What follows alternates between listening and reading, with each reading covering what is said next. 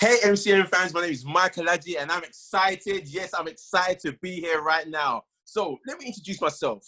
Yes, you know my name as it is, Michael Ladji. I'm also a comic connoisseur. So I talk to businesses about anything comic book related. I'm an actor, I'm a TV presenter, also I'm a boxer, you know, vigilante at night, saving the world and stuff. But I'm here to discuss LGBTQ superheroes, the most iconic LGBTQ plus superheroes in comics for Repop in support of charities for Pride Week. So I'm here to introduce you guys, Chris Jones and Alex Norris. So let's start off with Chris. Hello. Introduce yourself, bro. Hey. I don't think I can quite match your amazing energy that you're bringing to this, but Chris Jones, I am a writer.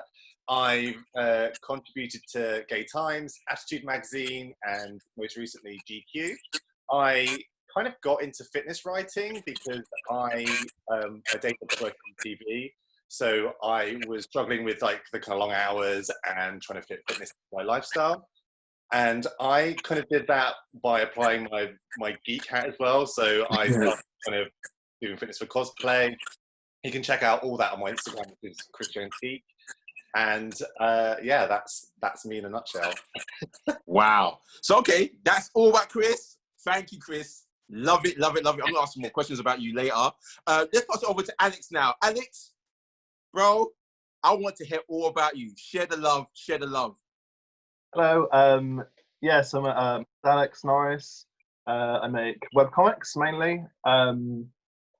Most best known for my series name, which is strip comics, where punchline's always oh no, and so it always ends with oh no. And do that. Originally it was a daily. Now I just do it. Okay, so I'm interested now. See, we've got two powerhouses here. I like what Chris does. I like what you do, Alex, as well. So, question I'm going to ask you guys now. Who's your favorite LGBTQ superhero? That's a tough one. Okay, you know what? Let me start off first. So, my favorite one is Aqualad, Jackson Hyde. He is dope. I reckon he's even better than the actual original Aquaman. You know what I mean? And so who is? Come on. So Aqualad, who's? Could you describe? I don't know Aqualad. Okay, let me describe. Let me tell you what Aqualad's about. Yeah. Aqualad, yeah, is he's known as. Have you guys watched Young Justice TV show? Young Justice. Yeah, you remember that guy that can breathe underwater with the blonde hair? Mm-hmm. Oh, yeah. Basically, yeah. That's him. That's who I'm talking about. Yeah, he is dope. He has electrokinesis as well as hydrokinesis, as well as swimming in water and control magic. Come on. His tattoos lights up. He looks so cool, so dope. Come on. Like, this guy, when I saw him, yeah, I went to myself, yo, I want to cosplay him. But what little I know, yeah, when I first saw this character, I actually read him in Brightest Day issue 4. He was actually in comics back in 2010. So I didn't know that. I was unaware. He's in comics now, but he was in the comics little bits and bobs there. But that's my favorite LGBTQ superhero. That's my favorite one overall. There's many others, but he's my favorite one. I think at the moment, my favorite, I'm going to switch to the dark side and my favorite villain at the moment. And it was in House of X and Powers of X and Mr. Sinister just stealing the show. I just loved his energy and the fact that in his kind of like evil monologue, he was like, I like your cape. Why don't I have a cape? And then suddenly he just had a cape. And it was just amazing. He's fabulous and dangerous, which is a combo I can get on board with. Okay, sick. So Alex, I want to ask you, yeah, who is your favorite LGBTQ superhero or supervillain in the community? So I'm going to take it from comics into a TV show. If that's okay. Okay. Yeah. That's fine. Mine would be so you're talking about villains. I always think like queer-coded villains is like I don't know. It's like an interesting trope. It's a problematic one, but I think one that kind of explores that in a fun way. Largely is from Powerpuff Girls. Yeah, I remember him. Oh, dope! Yeah. I actually remember that character. He's that character who goes with that the crab claws, all red, and goes in that high pitched voice. I'm here to destroy you, Powerpuff Girls. Am I correct in saying that? and I think that, like him was like the devil figure, right? Yes. Like the big, it was like almost like the big bad in Powerpuff Girls, and then I think to have that as a sort of you know, gender non-conforming character with like the tall boots, and their name is just like him. And I thought that I think obviously there's loads of issues with the fact that that was considered the most sinister thing that it could be, but also like with him, he's so like unapologetic about who he is, and is just extremely evil. But yeah, I think the little boots just, you go, okay, you're just enjoying your loving your life, and that's fine. It's kind of like he's so dangerous but fabulous. you know, thinking about it, it's so interesting because watching that show way back when I was young, it never would have occurred to me that the character was queer or anything about the sexuality of the character. All I just remember was the Powerpuff Girls are in trouble. This character's going to mess them up. Oh my God, how are they going to win this time? I just remember thinking about that. It never occurred to me in that subconscious level or that conscious level that this is what they're subliminally feeding me. So it was I don't know whether it was always like positive, but one of the positive, I think there was a lot of positivity in that show. In the, like, it's again with like gender stuff. I think the idea of having 3 female main characters. So, and then a lot of it was like quite a boyish content. So it'd be like full of fighting, and it's, you know, superheroes and stuff, and that would have been considered like more boyish. But then to have a show that watched by like boys and girls, I would imagine, with 3 female main characters is really cool. And so I think there's definitely there's a lot going on in that show, and it's good to look back at it. But I guess coded villains, is that a trope in comics as well, in terms of were there a lot of like kind of queer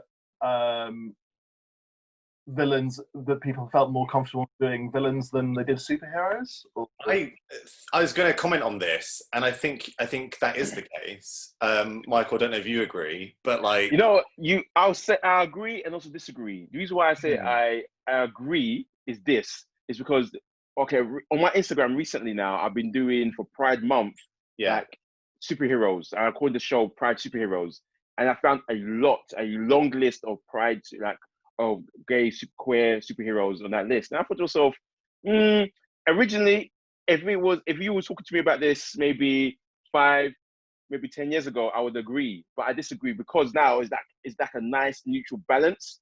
If you see what I'm saying? Like, for example, Harley Quinn, she was a villain. Now she's more of an anti-hero, and she's more bisexual. And there's also, you know what I mean? Then also you have Poison Ivy, but she's a villain. But yeah, you know what I'm saying? Mystique in X-Men as well. It's kind of like we love, you know, it's that love to hate a villain thing, and we kind of we stan a fierce villain. But like, it's I completely agree with you. It's they're kind of verging on being heroes now, right? Yeah, no, they are. Like, for example, look at Psylocke. She's one of them. I didn't know that she was. Even Psylocke.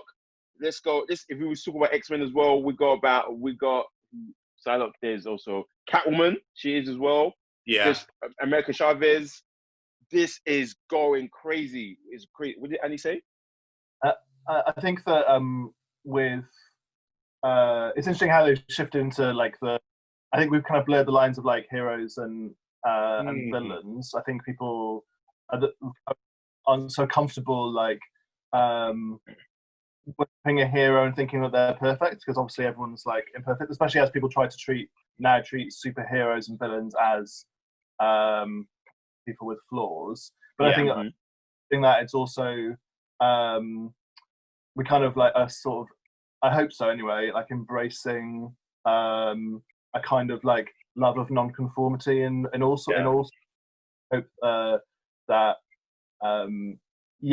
makes, so hopefully maybe the shift from people, those characters being villains into being like anti-heroes, I guess, is also like also a kind of shift from accepting people. Well, I think that's it. I think that's that kind of story arc of them, you know, starting off as villains and maybe, you know, kind of being so different that an audience or a casual viewer might go, hang on, I don't really understand that. but in their subtle shift into being heroes, they kind of then become relatable and accessible, maybe. Perfect example is John Constantine. He's a good guy. He's a good guy, but he will screw you over 6 weeks to Sunday. But at the same time, this guy, you relate to him so much, but he's not really conformed to any type of sexuality and stuff. If he likes you, go there. It's shown, right. And that's what I like. He's a perfect example of a superhero that his sexuality doesn't define him. What defines him? He's a con man. He's a magician or such. But it's so much about that character that you like. His sexuality is the last thing you're thinking about, because in this day and age now that we're living in, representation matters. If I'm right in saying so, that people want to be represented in terms of race, in terms of gender, in terms of sexuality, in terms of accessibility. You understand? Yeah. That these things, people want to be represented in one way or another. So for me, it doesn't matter if they're a good guy or a bad guy. If someone can relate to that character, that's what matters. Like, for example, who watched She-Ra? Who watches that? Oh, I haven't seen it yet. Oh my god, Alex, you watch She-Ra?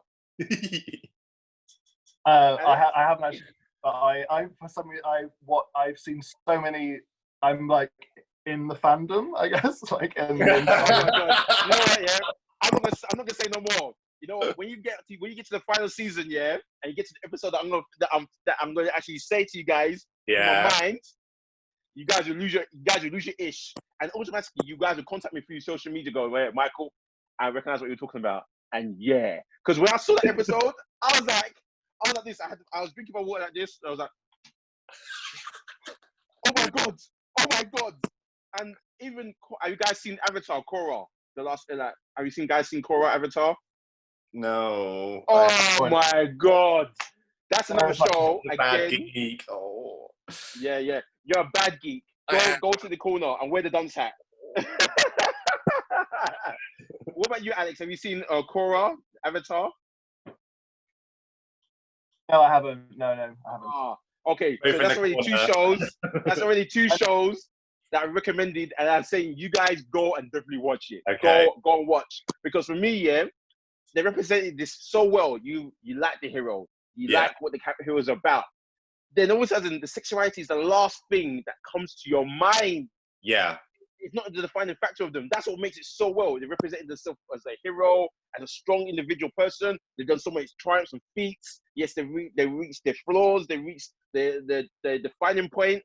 But when you see the sexuality of the character, you think to yourself, "Oh my god, wow!" That's the part as well that makes it so beautiful, because you see so much about this character that you like and you relate to and everything. The sexuality is the last thing about it, because, like, for example, if I see you on road, Chris, or if I see you on road, Alex, the last thing I'm thinking about is your sexuality. I'm thinking about, oh, okay, that person looks cool. Let me try and approach to see what he's about, or ask him how he's doing. Sexuality is not a thing that we're trying to think about when we see an individual, unless we're attracted to that individual. If you see what I'm saying. Yeah, and I guess I've been saying for a while that, like, a lot of times when people describe someone as being gay, a lot of that is gender. Like, for example, if you're a gay woman, there's a lot of, like, expectations that come with that, and same with being gay. So, like, when someone says, "Oh, they're gay," they might mean, like, that they are. If it's like a gay man, slightly more effeminate or a bit more fabulous, or not afraid of being those things. Yeah. So a lot of times it's like to the gender, and I think that superheroes, like, you know, it's interesting how it's only been recently there's been, like, gay and, like, trans storylines like, so much in superheroes, but all of the elements, like, there's so many characters and there's so many elements of superheroes that lend itself so well in terms of, like, obviously you have, like, the flamboyance of everything, like, kind of there's a lot of camp there, which, you know, in queer, like, I think in queer culture that's like an armor almost, campness. Yeah. Identities as well. I think obviously it comes from a history of lots of different marginalized people, but I think in terms of the queer context, it's all the elements are there, and you can look back at pretty much any, like, just the idea of a superhero in like a queer way. I thought completely. And I was gonna say about I thought it was interesting in there was a lot of like in Watchmen, because of all the superhero things, the best is Watchmen, because I like studied at a university, and because it's like it was like one of the first things to treat superheroes as people, and there's like a sort of, in the kind of one of the in the background there's like a because they're like a group of the original Watchmen are like a group of outsiders and misfits, and I think is his name Captain Metropolis is outed as being gay, and it's very much in the background of the I remember that.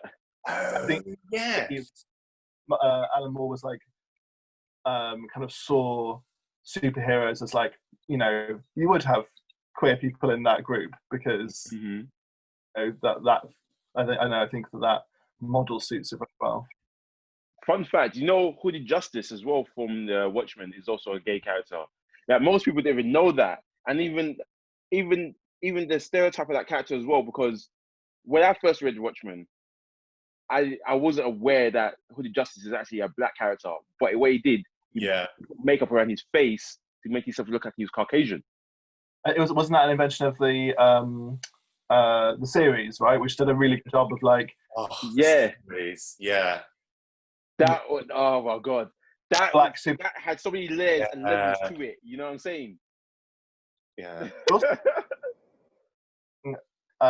Because that character, Hooded Justice, was gay in the original comic, and I don't think they addressed him being gay in the series. Is that right? They didn't address him being gay in the series. They addressed him being black in the series, definitely. So that, for me, they didn't go, okay, here we have a black gay character, right? They just were like, okay, we put one thing on the back burner. I don't know how they didn't go intersectional with it. They went. I think the way they did it in the series is the way they dropped it about his race. It was much more of an impactful thing than they wanted to focus on the sexuality. I don't know why they could have done the sexuality as well. I thought personally they could have done both, but I feel like people that know the Watchmen, fans of Watchmen, know that Hooded Justice already is gay. But the fact that he's black as well is that I think he was trying to reach out to another whole range of audience members that way as well and put them in. So that for me, it still speaks levels. That it still speaks a lot of levels to me in that particular manner. And I think in watching that series, I remember thinking that it was nice going, they're exploring race through this character and and like racial identity. But I think that I was like, well, I know that this gay, and the fact that they haven't explored it just means that there's more to this character. Kind of there because they're not doing a season 2, right? They're just kind of locking it on season on the head. I was quite miffed up about that, to be honest. Okay, so let's go further. What would you recommend to those who watch or read to the audience? What would you recommend? Ooh, recommendations. Come on. Thing we're talking about now, do you know Dead India by Hamish Steele? I'm in the world of like indie comics, so this is where I'm coming from. Okay, so this okay, cool, fair enough. So that's what you recommend, yeah? So Hamish Steele is a friend of mine. He's like an incredible queer artist, like making but it's kind of like he makes very much in the indie comics world, but makes comics that are sci-fi and like in the kind of world of like superheroes and stuff. Oh, cool. India is great because it's like a I guess I'd describe it as like a sci-fi fantasy. But I think the main cast of characters are all queer. But their storylines aren't about their queer identities. So the main character is a trans man. But their story is not about them being a trans man. So they just happen, which I think is interesting. It was a really like conscious effort by Hamish, which I thought was really great. So I would recommend that as a kind of like I know there's been this. I think it's good to have a lot of like very conscious adding. I mean, there's nowhere near as there should be way more queer storylines and characters exploring their identities and stuff. But it's just nice to see characters. Yeah. So okay. So is that all, Alex, or is there more that you want to recommend? That's my one. I'm going to do my big one. Okay, cool. And you, Chris, what would you recommend? My big one would be it doesn't have to be a one. It doesn't have to be one. It can be 2, 3. It doesn't matter. Yeah, my big one would be The Pride by Joe Glass. Do you know it? Yes. That's what I was like. You took that. I was going to actually say that. Don't worry. I got more. Okay. Yeah. I mean, Joe. He's also a mate, and he's just a lovely guy. But he's just kind of, he's put together, a superhero team that are sick. Yeah, that are just completely from the kind of LGBTQ plus community, and just being a pride of heroes in that kind of sense as well. It's really nice story. I think there's 2 volumes now. And I think he's working on more. I'm sure he could correct me, or might have just committed him to doing more. Definitely check it out. It's awesome. Okay, cool. So I'm going to recommend comic book wise, because I think I already recommend 2 TV shows already by accident. I'm going to recommend Batwoman. Definitely recommend Batwoman, because when she got introduced into the New 52 with her storylines and stuff and her arcs, it was phenomenal. Her story as Kate Kane, oh my god, her story is phenomenal. I recommend anyone to read it, because the story is so unapologetic. It doesn't really define who the character is, but it says a lot about the character itself, and it's so compelling to read. Awesome. So that's definitely one thing I definitely recommend. Another comic I recommend as well is Midnighter. He is a dope superhero. Midnighter. Okay, basically, let me describe Midnighter. Let me describe to you guys Midnighter. Midnighter is like Batman, but way advanced and much more better. Basically, he's a guy.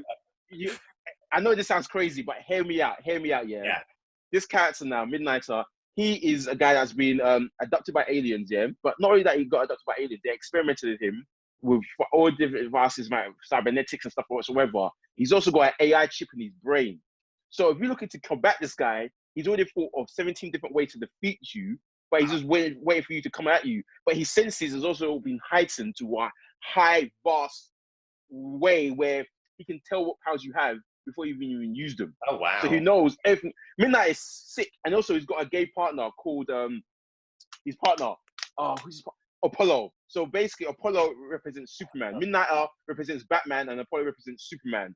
So Apollo is like a guy that he needs the energy of the sun to help him do all these things, similar to Superman. And Midnighter is similar to like Batman. Like, it's really on the nose, It's really on the nose. But these two are like the dynamic duo of if Superman and Batman were together, married. It is dope. So Midnighter, definitely recommend, and Batwoman, definitely recommend. Also, Midnighter's got a comic called Midnighter and Apollo, so it's about them together as well, doing their thing. It is let me just stop there, because I can go on forever. It's crazy. Who's their villain? I want to know what villain would they fight? Like, I'm just interested to know.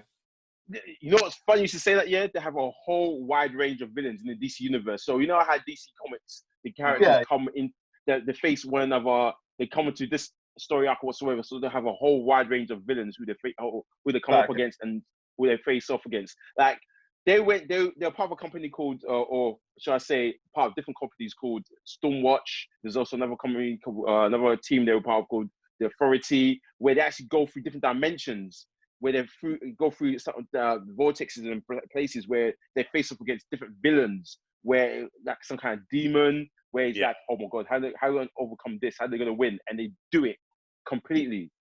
But I really wanted their villain to be just a Karen, just kind of like, she's there in the supermarket car park, blocking the way with a trolley. It's like, oh, Karen, just get out of the way, go speak to the manager or something. Trust me. It'd be underplaying the characters that way. Trust me on that one. But trust me, it would. But guys, you know what? It's gonna heartbreak me this way. But I had to put it to an end. I had to put it to an end right now. So I want to thank you all.